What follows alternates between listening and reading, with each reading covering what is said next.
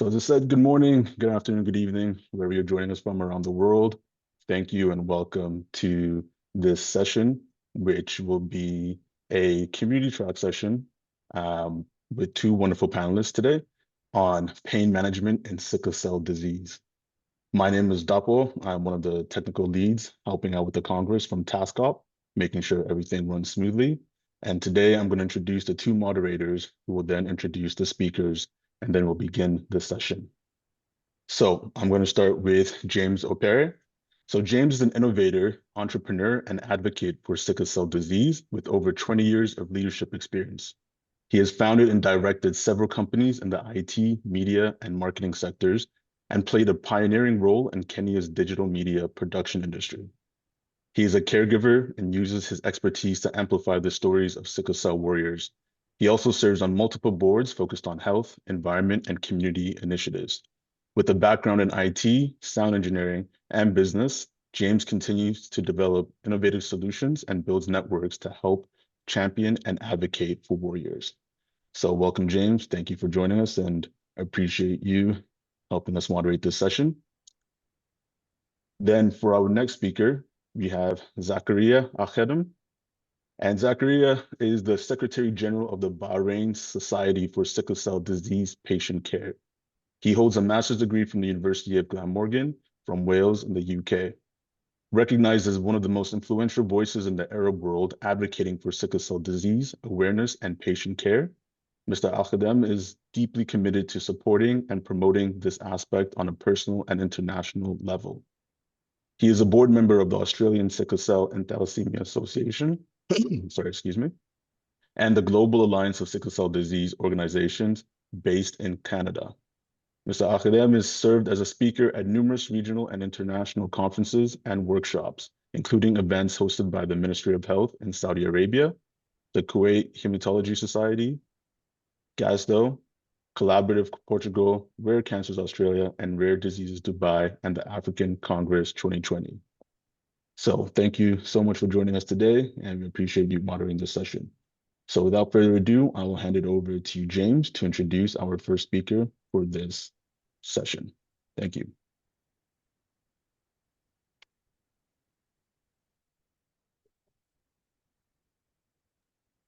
James, I believe you're on mute. Good morning, everyone. Good evening, depending on where you are, afternoon. And welcome to GANSID Third International Congress on the Sickle Cell and Other Inherited Blood Disorder. In this session, we'll be hearing from Dr. Sophia Delicou, who I'll introduce shortly. But first, we ask that you save your questions throughout all concerns until a later portion of our session where our guests will be able to answer questions individually. We kindly ask that you respect and learning being done in the space by abiding to the following housekeeping rules. So your microphones have been disabled for the duration of this webinar. If you'd like to ask a question, please do so, putting your question in the chat or Q&A function, or by raising your hand. We will try our best to answer all questions during the session. Please use respectful language in the chat, no profiling or inappropriate images or posting, please. Please do not post other materials unrelated to today's discussion topic. Keep discussions and comments on topic as much as possible. The GANSID does reserve the right to pause the session or seek a removal of participants who do not abide by these rules. Thank you for your understanding and engagement. Looking forward for positive participation. So our speaker for today is Dr. Sophia Delicou. Is a senior hematologist with over 20 years of specialized expertise in thalassemia, sickle cell disease, and bone marrow transplant follow-up. As head of thalassemia and SCD unit at the Hippocratio General Hospital in Athens, her clinical leadership is complemented by active research roles as principal investigator in international clinic and trials. Please, for speakers, for the speakers, more intro or bio, please visit inheritedblooddisorder.world/speaker-2025 for detailed speaker bio. So for now, kindly let's welcome Dr. Sophia Delicou. Thank you. So, good morning, good afternoon, good evening, everyone, everywhere. My name is Sophia Delicou, and I'm a clinical hematologist at Hippocrates General Hospital. I serve as the head of Thalassemia and Sickle Cell Unit, as well as the head of Expertise Center of Hemoglobinopathies and their complications in my country. And I'm also the chair of the Department of Red Blood Cell Disease and Hemoglobinopathies in the Hellenic Society of Hematology. And my work focuses on advancing care for individuals living with hemoglobinopathies mainly. And I'm very glad to be here today to discuss one of the most important aspects of sickle cell care, pharmacological and non-pharmacological pain management. What you see here is the planning working group, a really dedicated mix of clinicians, researchers, advocates, and global leaders who put a huge amount of time and heart to make this meeting happen. And on the right, you can see a reminder of why we are all here today. Our purpose is simple but powerful: to build a strong, united community for people living with sickle cell and other inherited blood disorders, and for the providers who care for them. This Congress is really about connection, collaboration, and lifting each other up so we can improve care everywhere and not just in some lucky few places. Let's go to the point. So, today we will talk about how we manage pain in sickle cell disease, both with medicines and non-drug approaches. My goal is to show that pain relief is possible, is safe, and personalized for every patient. Oh, why it doesn't change?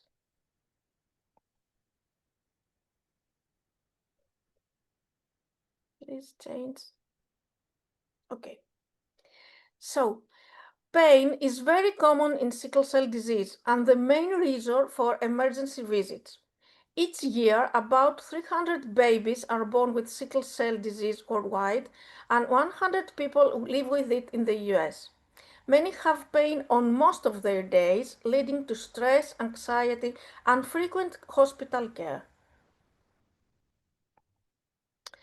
Sickle cell pain happens because the sickled red cells block small blood vessels, cutting off oxygen and causing tissue damage. When blood flow returns, inflammation makes the pain even worse. Patients often feel sudden, severe attacks, what we call vaso-occlusive or VOC crisis, and over time, repeated blockages lead to chronic pain and nerve damage. Ongoing red cell breakdown also lowers nitric oxide, which affects blood vessel health and adds to the pain.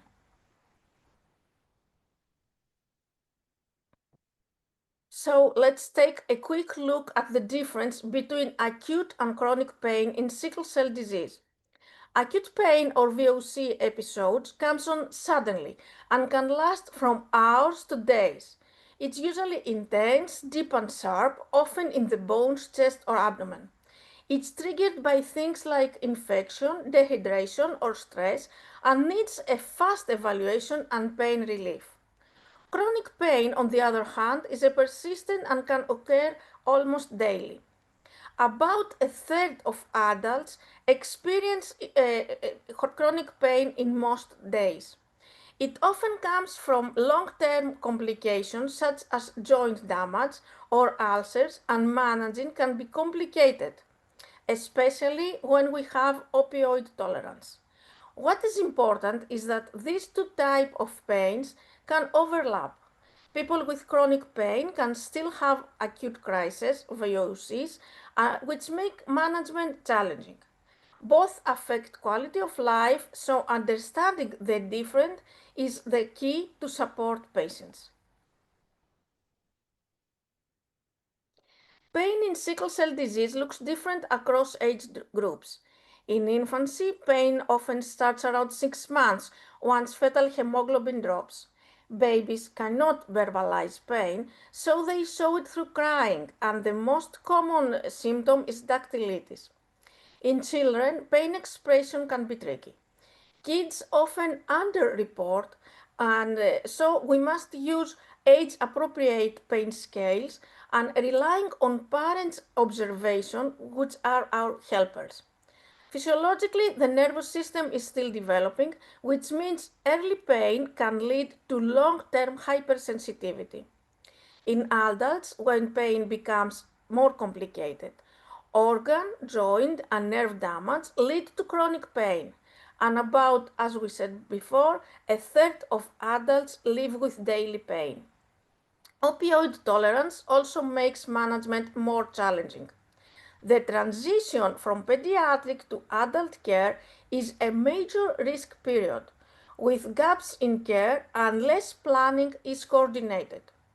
And finally, we know that perception matters. Children are often treated with more sympathetically, while adults may face the stigma about narcotics and their pain. Most sickle cell pain episodes are actually managed at home, helping reduce unnecessary hospital visits. Every patient should have a personalized pain plan made with their healthcare team. Key strategies include staying hydrated, resting, using warm for comfort, and avoid cold. Parents or caregivers play a crucial role, watching for worsening pain, ensuring that medication use, and keeping in touch with the doctors. But sometimes sickle pain cannot be managed at home. That's when it's time to act fast. Red flag signs include fever, chest pain, severe abdominal pain, or any neurologic changes like weakness or confusion. Persistent vomiting or worsening pain also need urgent attention. Patients should contact their doctor or go straight to the emergency room using their care plan for guidance and documenting what has been done so far.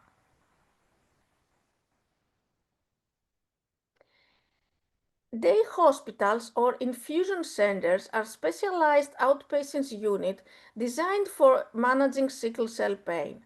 They provide intravenous fluids and pain medicines in a setting that avoids full hospital admission. These centers offer faster, more familiar care than the emergency room, and that means shorter waits, fewer admissions, and better overall experience for the patient.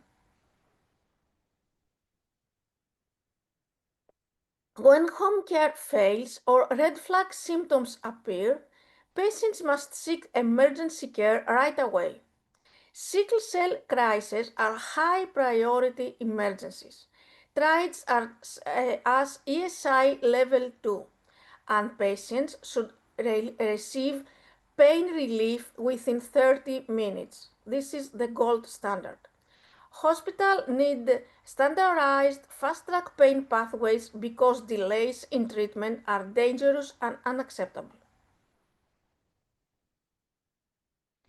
When pain remains severe despite emergency treatment, or if complications arise, patients need hospital admission. Inpatient care focuses on continuous opioid infusions, intravenous fluids, and oxygen when needed. Antibiotics are started if infection is suspected, especially in children, and spirometry helps prevent chest complications like acute chest syndrome. Hospital stays usually last about 4 to 7 days, depending on recovery and reassessment needs. Every person with sickle cell disease must have a personalized pain management plan. This is a written plan created together with the doctors and the whole team and the patient or the family. It outlines what to do for mild, moderate, and severe pain, including both medications and no drug strategies, and it clearly states when to seek medical help. The plan should be easy to access. Patients should keep a copy at home and share it with their providers. It can be also linked to the electronic medical records when we can have one, and patients are encouraged to bring it to every visit. These plans need to be reviewed at least at least once a year or whenever treatments change or new reactions or major health events happen. And of course, this review is important when patients transition from pediatric to adult care. A good pain plan outlines what to do at each pain level. So it's important to stay hydrated, keep warm, use breathing or relaxation techniques, and avoid drugs that can harm the kidneys or trigger allergies. When patients follow personalized pain plans, outcomes are very improved. Studies have shown that they lead to better pain control and they have fewer emergency visits. In fact, patients with a clear personalized plan have 84% fewer ER visits for uncomplicated pain. They are also admitted to the hospital less often, about 24% reduction each year. And beyond improving care, these plans are cost effective. By preventing hospitalizations and reducing complications, they lower overall healthcare costs, which we have the health economics in our mind. In sickle cell disease, pharmacological management is built on a few main key principles. First, treat early and aggressively. Sickle cell pain should be handled with the same urgency as trauma. Delays increase the risk of complications like acute chest syndrome, while fast protocols reduce admissions and shorten stays. Second, analgesia is the priority. Pain relief should start before labs or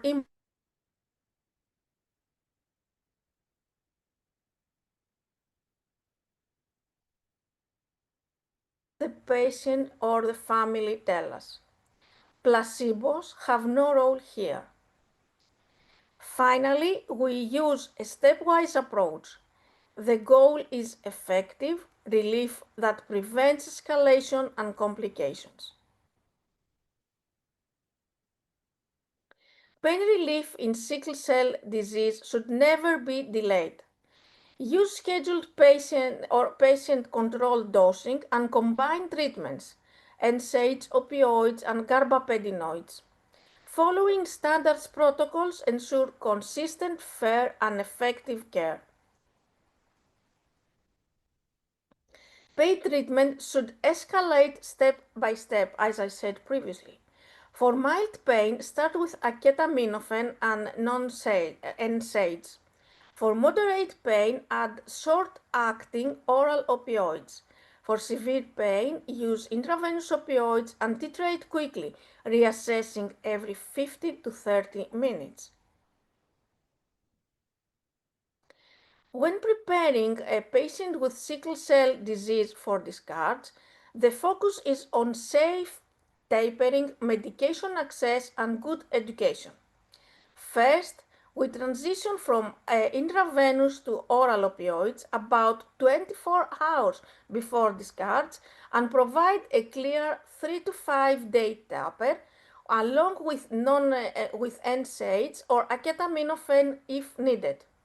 Next, we make sure that prescriptions are filled before the patient leaves the hospital. And finally, patient education is essential, is crucial. We review the home pain plan, the taper schedule, hydration and rest strategies, and any new disease modifying treatments. We also teach warning signs that need urgent evaluation, like fever, chest pain, or neurological symptoms. Follow-up should happen within a week, in person better, or by phone to check pain control, adjust medication, and catch side effects early. It's also the key time to update the care plan, support emotional health, and coordinate refills or long-term therapy. Let's have a round on chronic pain now.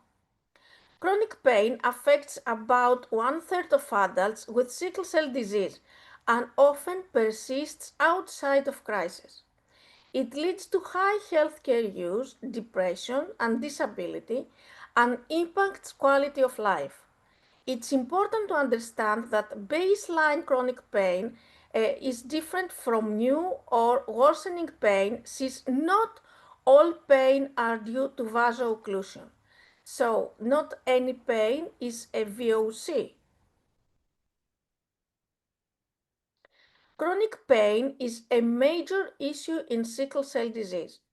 About 30% of adults report pain on most days, and it often happens when they are not in an acute crisis in a VOC, meaning that many patients live with a significant baseline burden. This chronic pain has a big impact. It leads to high healthcare use, frequent clinic and ER visits, and more hospitalization. It also increases the risk of depression and anxiety and contributes to disability and unemployment. If pain changes, we need to rule out things like infection, fracture, or a vascular necrosis. And remember, pain escalation are not always VOC related. You have 1 minute. 1 minute? Oh. Assessing chronic pain means looking beyond the physical. So we must review opioid use carefully and run key labs like vitamin D and renal function and use imaging when need to guide treatment. So I'm going to say just a few things about for the goals. For chronic pain, the goal is to prevent crisis and maintain in daily functions. So we must maximize disease-modifying treatments like hydroxyurea or crizanlizumab. And let me say about hydroxyurea, which is the really gold standard of pain prevention in sickle cell disease. It works by increasing fetal hemoglobin, which reduces sickling, lowers inflammation, and improves red cell hydration. It's very important that it cuts pain crisis about 50%, reduces acute chest events and transfusion needs, and improves long-term organ health and survival. Hydroxyurea is a daily preventive therapy and not something for acute pain. And the biggest challenge is compliance. Many patients and families still worry because of the old chemotherapy label, so education here makes a huge difference. And globally, expanding access should help in the prevention of sickle cell disease crisis. And another one that I have to say that it's very important is that, let me go.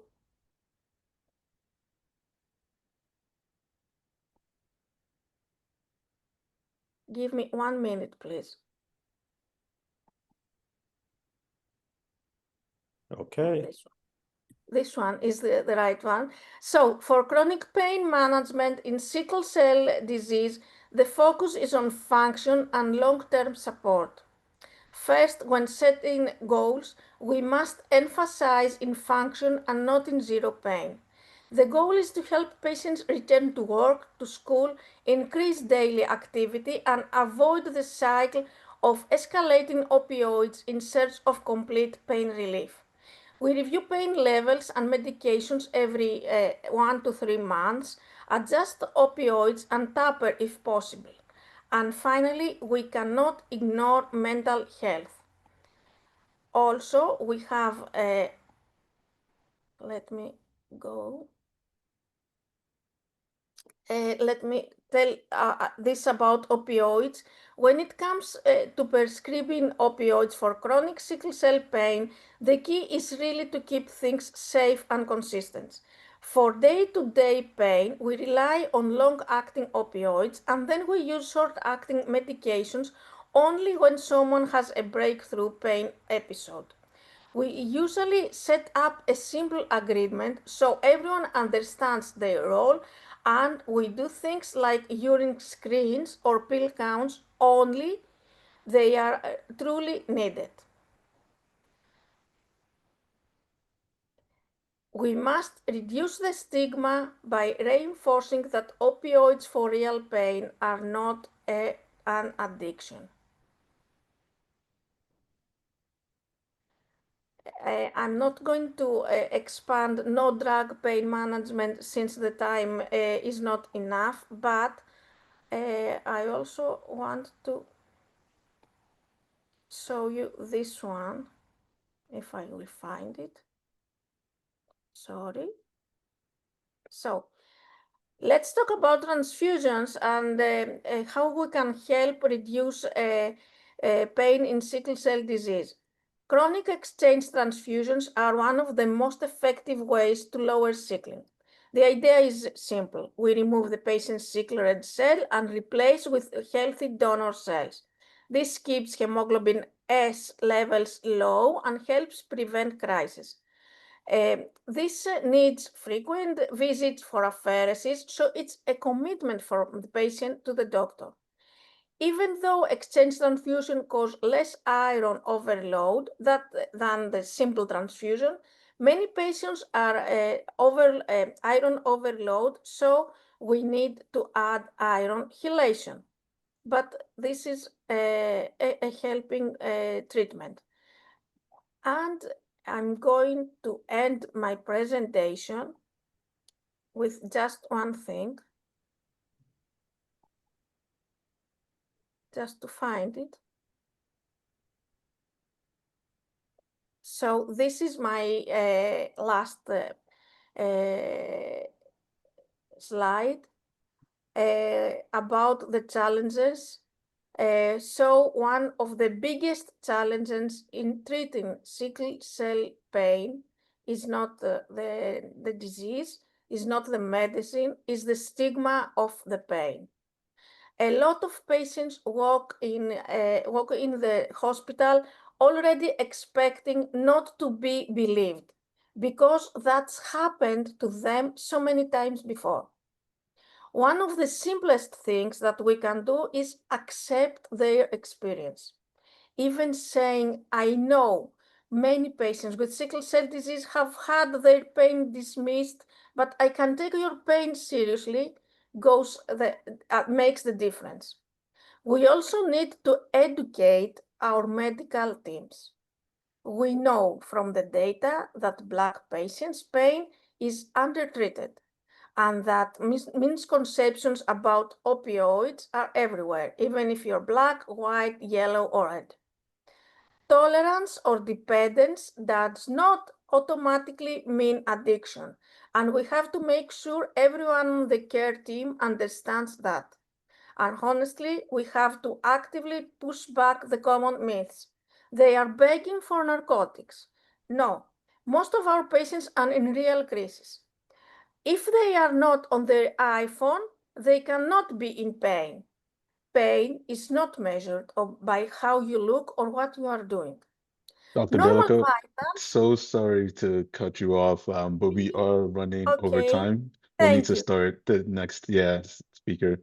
thank you. But I appreciate it. it's okay with you, we can share your slides with the attendees and they can read all the information that you weren't able to present. Okay, yeah, thank you. Perfect. Thank you so much. I thought it was Um, 30 minutes, so yeah. no, sorry, yeah, because we have two panelists on this, and we have some time for Q&A and then the closing poll.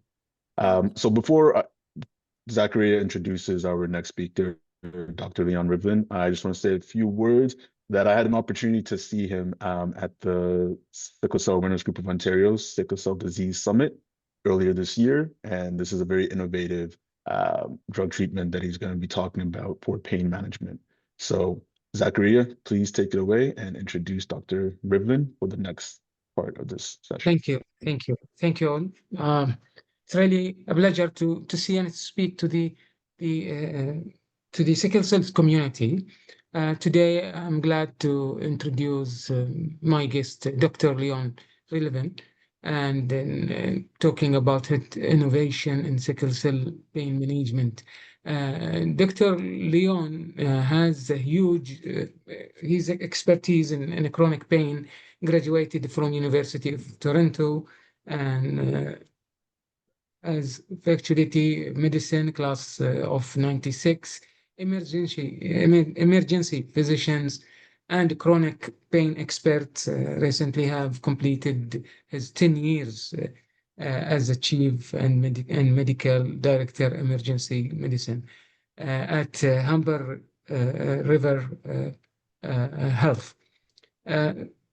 Being a doctor in the emergency has a lot of challenge, and today we are hearing the most voice that everybody wants to hear from the person who's in the daily relationship with the sickle cell crisis. Please, doctor, the floor is yours. Hi, thank you very much for that wonderful introduction. I'm just looking for my, I want to share my slideshow and I'm hoping everyone can see it. I'm just going to initiate the slides here. I hope that, there we go. Well, thank you very much again. And what I'd like to talk to you about today a little bit is there are a lot of amazing treatments for the management of sickle cell pain. And more recently, there's been a new treatment that hasn't been accepted yet in the management of sickle cell pain, but we are conducting research at this moment in time in order to apply this treatment. And so today I thought we would talk about it. First, in Canada, we're required to provide a disclaimer whenever we give a talk, and I just wanted to say that this talk, there's no honorarium provided. I've had full editorial control over these rights to the slides, and the content data was originally provided to me by the pharmaceutical company that did the research on it, and then we went ahead and modified it to the content of this presentation. In terms of the outline, I'd like to talk to you about the pre-hospital pain management challenge. I want to really focus in on the drug, which is methoxyflurane, and how it works. And I want to then have an opportunity to have a question and answer period. So in a pre-hospital setting, we want to have access to pain management, and pain management is indeed a human right. The undertreatment of pain remains a major problem. And the reason for this is because there's a limited availability in some cases to analgesics. There's obviously a fear of opioid dependence and addiction and misuse. And then there's a lack of pain management knowledge and resources in general. And then there's no single standard for care in the management of pain. And that's what we as a medical society are doing. And that is trying to establish a standard of care that is understood worldwide. In a trauma care continuum, in the world of trauma, in a pre-hospital setting, we often use non-pharmacological therapy. So if it's a broken bone, we position the bone, we splint it. If it's a wound, we bandage it. We may give, Tylenol, acetaminophen, paracetamol, depending on what part of the world you're in. Non-steroidal anti-inflammatories like ibuprofen. And then once you get more into an emergency department setting, a hospital or an ICU or a trauma ward, that's when we can initiate systemic opioid medications or morphine and other narcotics for the management of pain. Now, why am I talking about trauma in the world of sickle cell? And that's because the mechanism of analgesia that we're going to be looking at is actually similar. So let's just talk about the different kinds of pain medications that are available right now, and that we tend to use in our medical community. So somebody who has mild to moderate pain, will usually start treating them with acetaminophen, so Tylenol, or some kind of a non-steroidal anti-inflammatory. And we'll even do that with moderate pain. But we know that when the pain is severe, those medications are not effective. So then I'm just going to skip over the Penthrox and we're going to go to the other side of that yellow column. And that's when we get into opioids. Opioids are medications like morphine, hydromorphone, oxycodone, oxycodone. And opioid medications have been shown to be very effective all through, mild to moderate, moderate to severe pain. And sometimes even in severe pain, we'll initiate a trial of opioids before we go further. And if with severe pain we can't help manage it with opioids, then we'll typically move into sedation. That's where we use ketamine and propofol. So let's talk about Penthrox for a second. Penthrox is methoxyflurane, and it's been a medication and this is the medication that I want to talk to you about. It covers mild to moderate, moderate to severe pain, and sometimes even can be helpful in severe pain. And what is methoxyflurane? Methoxyflurane is a sedation-based medication, and it was originally used for the management of surgeries in high doses in the OR, in the operating room. But what we started doing is we found that in an operating room setting, methoxyflurane, unfortunately, over long-term use would cause kidney damage. But in short-term use, it doesn't do that. And it's been found to actually help manage pain without creating severe sedation. So this is a slide that just talks about levels of sedation. And when we talk about levels of sedation, we talk about minimal, moderate, or severe sedation.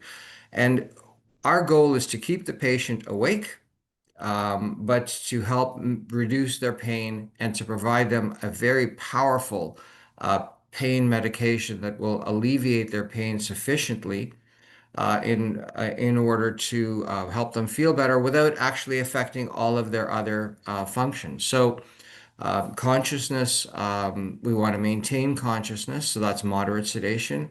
We want to maintain the responsiveness. We want to be able to talk to the patient.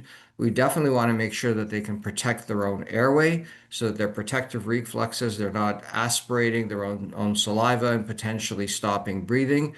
We want to make sure that they have adequate spontaneous ventilation. And then, of course, we want to make sure that heart function is maintained and that their entire, what we call hemodynamics, which is their heart rate, their blood pressure, is all maintained while still managing their pain effectively. So we ask, what is an ideal analgesic in the world of trauma pain? And what is in general, and setting aside trauma, what is the ideal analgesic? Well, we want an analgesic, a painkiller that has a rapid onset and a rapid offset, meaning that if you stop the medication, it comes out of your system quickly, if that's the intention. If you want an onset of the medication, you don't want to be suffering while the medication is kicking in. You want a fast onset. You want it to last as long as you need it, but not longer and not too little. It's something that needs to be easy to administer. And it gets a little bit complicated when you're suffering with sickle cell crisis. Sometimes patients can't take oral medications by the time they come to the emergency department. They're vomiting, they're nauseous, they have abdominal pain.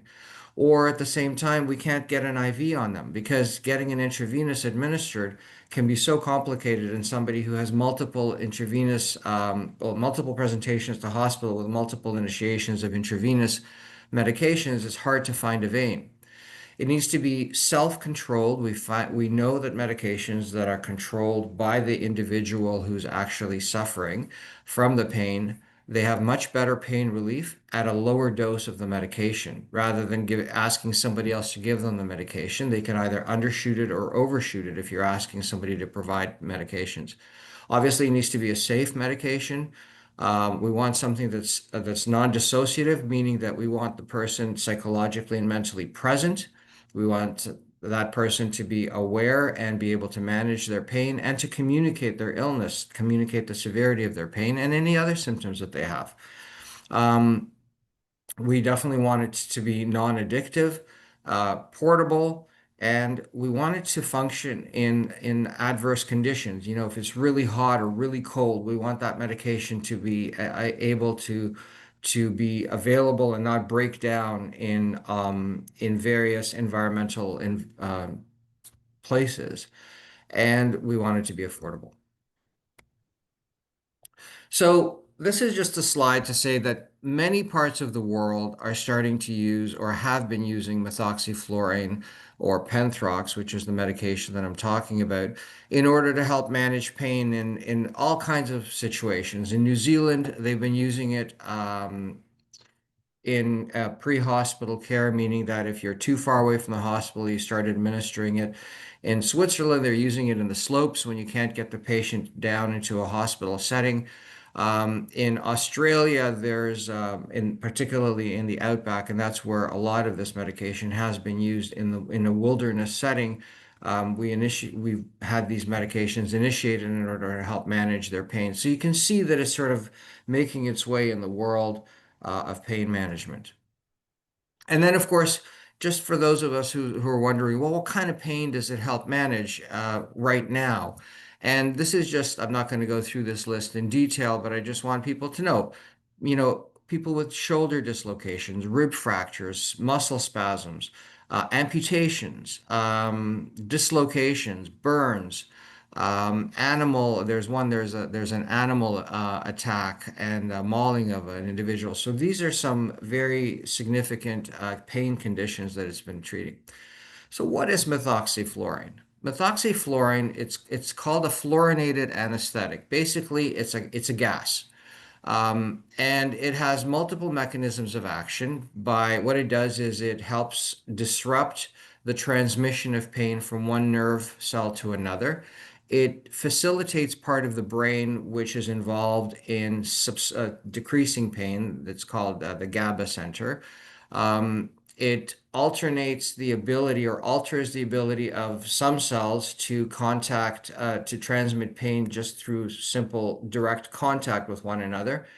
And in the end, if you really ask the mechanism of action, it's just somewhat unknown. But what is known is that it works in low doses, and so it doesn't need to be a high dose. And then, of course, as an anesthetic, it had some negative publicity because it had some kidney and liver injury. And so all that is to say that we have to be very careful and not overuse this drug. The MAC value of a medication is a measure of how effective this medication is at a low dose. So basically, methoxyflurane, as you can see in the box on your left in green, shows that, think of it this way, a very low concentration of methoxyflurane in your lungs provides the same pain relief as a much higher concentration of its related medication. So methoxyflurane is in the same category as halothane, isoflurane, sevoflurane, desflurane, and nitrous oxide, which some folks might know because when you go to the dentist, they give you the nitrous oxide to breathe in and out. So basically, you need a very small amount of it to breathe in and out in order to have pain relief. 0.16 is the MAC value. And this is just the device that it's used in. So basically, I'm going to skip to the next slide, and then I'm going to come back so that you can see. So you pour the medication. It comes as a little. You'll see there's a little bottle right there on your left next to the pipette. You pour it inside of that pipette. It gets absorbed into that wick, and then you breathe in and out through the inhaler, which is the mouthpiece on the right.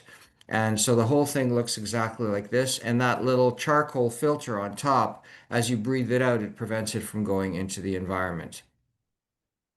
It's used in a hospital and pre-hospital setting currently all throughout Canada. And it's not exclusively in these hospitals. It's actually, and these are some of the main hospitals that it's in, but it's actually used very broadly across Canada. What are the contraindications? Well, if you can't on your own breathe in and out, that's a contraindication. If there's a respiratory impairment, if somebody has a severe hemodynamic instability, meaning if somebody is heart rate and blood pressure aren't able to maintain their sustain them, then that's a contraindication. Malignant hyperthermia, which is a condition where people react adversely to anesthetic agents. Kidney and liver disease are contraindications, or if it's a patient who can't follow directions. This is a slide just to say that it has minimal effect on vital signs in general, but yet it's still thought to be contraindicated when vital signs drop. But on people who have normal vital signs, it has minimal effect. It has some drug interactions, but on the most part, very few. People who have an increase in cytochrome P450, which is an enzyme that develops in the liver from, for instance, people who use alcohol excessively or isoniazid or phenobarbital or rifampin, then the methoxyflurane is thought to be contraindicated.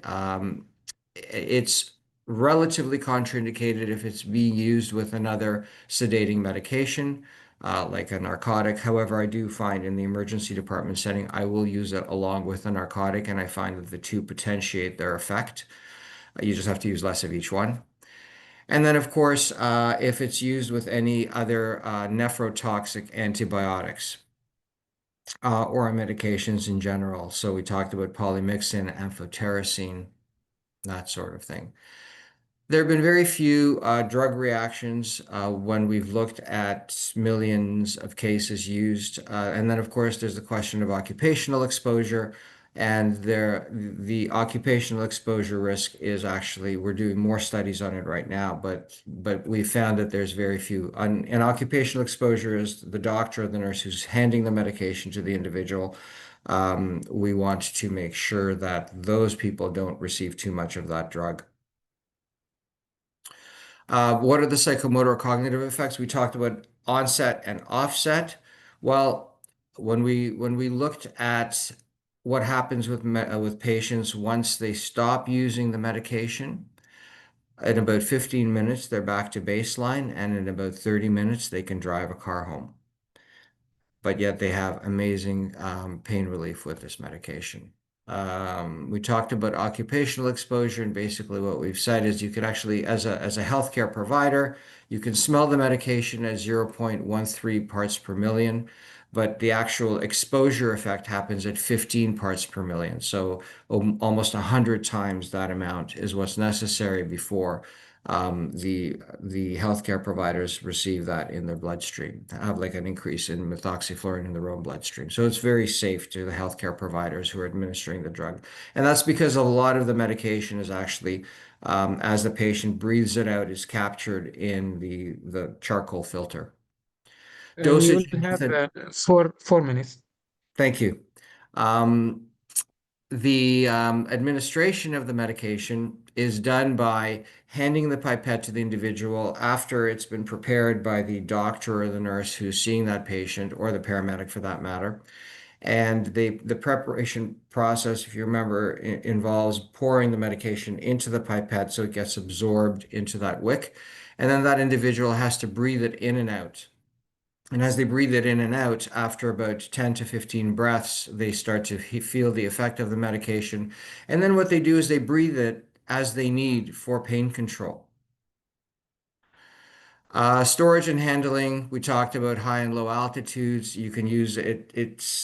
It stays stable between minus 35 degrees and up to 30 degrees. And then to dispose of it, it's just thrown in a bag and into the garbage, and there's no risk to the general environment. And this is just a slide showing that it's been used in emergency medicine globally. It's used in surgical procedures, orthopedic and gynecological procedures. And I just wanted to very quickly show you this, which is a study that was done in England using six different centers. And hold on, I'm not sure why that's there. Using 6 different centers and okay. And basically we had 2 groups of patients. One group received the methoxyflurane, the other group received just the placebo. And what we found was that after about 15 minutes, there was a significant improvement in the pain that received the methoxyflurane. When you look at the visual analog score, there was a 3.5 point decrease in pain compared to those who received the placebo. So it's shown to be quite an effective drug. I know I'm coming into my last minute, and really I just want to mention that in general, this drug is shown to have significant improvement in pain in a trauma and surgical setting, and we believe that in a setting of sickle cell disease, sickle cell crisis, it will have huge potential benefits in pain relief because of the method of use, the rapid onset, the rapid offset. It's a relatively safe medication, and it has shown to over several decades has been shown to have incredible pain relief in very high stress physical situations, and could possibly be a game changer when we use it for sickle cell. Thank you very much. Oh, great, doctor. You are actually you have 2 minutes. You are within the time. Oh, okay. Well, I'm ahead of schedule. Thank you. Yeah, thank you. It's interesting, really, and I think me and my colleagues has a lot of questions to go. So, who will start? James? Yeah, first would like us to just react and give a shout out by reacting to the speakers for wonderful sessions that we have learned. Indeed, yes. I think I can start by just throwing some reactions and there you go, just claps and everything for the good work, I believe, and so much you've learned from that. And also we have polls which will be kindly vote as we continue by, having the Q&As that we are having currently. And Actually, so sorry to cut. We unfortunately do not have time for Q&A as we need to start the next session. All right. So what I'm thinking we'll do is, Dr. Rivlin, is it okay to provide your email for attendees to potentially ask any questions? Or Most definitely. Feel free to provide my okay. email contact information. I'd be You happy to do allow that. me Thank you. to, can I ask another question? That Dr. Sophia and Dr. I mean, if it is good to have a session with the Arab world with sickle cell. Of course. Oh, It'd be yeah. my pleasure. Glad to. Absolutely. Yeah. Yeah. Excellent. Thank Definitely. you. Thank That's a you for that. collaborative spirit. Yeah, it'd be a pleasure. Brilliant. All right, everyone. So thank you so much for attending this session. We do have another block of simultaneous sessions for the clinician track and community track. So you can go to the agenda and select whichever one you want to attend. But we appreciate your time here and hopefully you enjoy the rest of the sessions for the Congress. All right, so thank you so much, Dr. Delicou and Dr. Rivlin. I just shared my presentation in PDF, and I just send you my mail in the chat. So if anyone wants to take it, can have it from there. Okay. Thank I you very really, Thank you much. so much for that. Thanks, I everybody. attend a lot of sessions, but really both of you doctors, I was listening and I'm enjoyed what Thank I you. heard, the new things. Thank Thank you. you. Thank you very True much. pleasure. Thank Thank you. you. Yeah, thank you. Thank you guys for wonderful, wonderful, insightful, and we keep learning and we appreciate the work you're doing. And thank you, our participants, for joining in and just being part of this wonderful sickle cell community. On behalf of Gansid and the rest of us, I think on my part, I really appreciate and love to everyone. Thank you so much. A true Bye-bye. pleasure and an honor. Thank you. Bye-bye. Thank you so much, everyone. All right, take care. Okay, See you in the next sessions. Bye. bye-bye.